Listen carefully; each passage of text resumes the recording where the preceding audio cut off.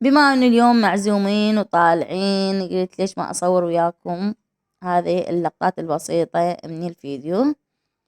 وإن شاء الله يا ربي يعجبكم هذا الفيديو. لكم مرحبا، شلونكم؟ إن شاء الله تكونون بخير وصحة وسلامة. ورجعت وياكم اليوم بفيديو جديد ظريف وحلو، إن شاء الله يا رب يعجبكم.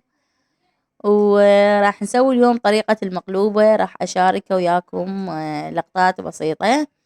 طبعا هنا احنا مكملين التمن بعد ما مخلينه يعني يتهدر، بدأ يتهدر عندنا هنا. و... وأيضا هنا اللحم سالقينه وحمسناه.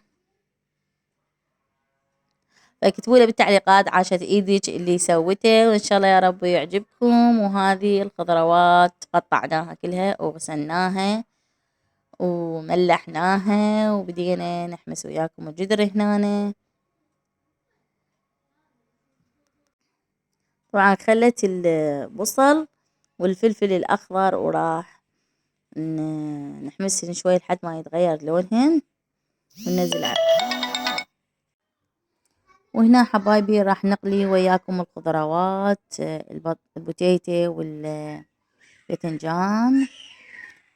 والتمن عندنا كملناه هدرناه، وراح نرجع نكبسهم بالجدر. شوفون مثل ما تشوفون صفطناهم هنا، وقاعد نخلي التمن نبدي ننزل بيه جدر، ونخلي عليه أيضا رشة من مي اللحم أو مي الدجاج، انت شنو حابة تسوين، أو مثل حابة بس بالخضروات.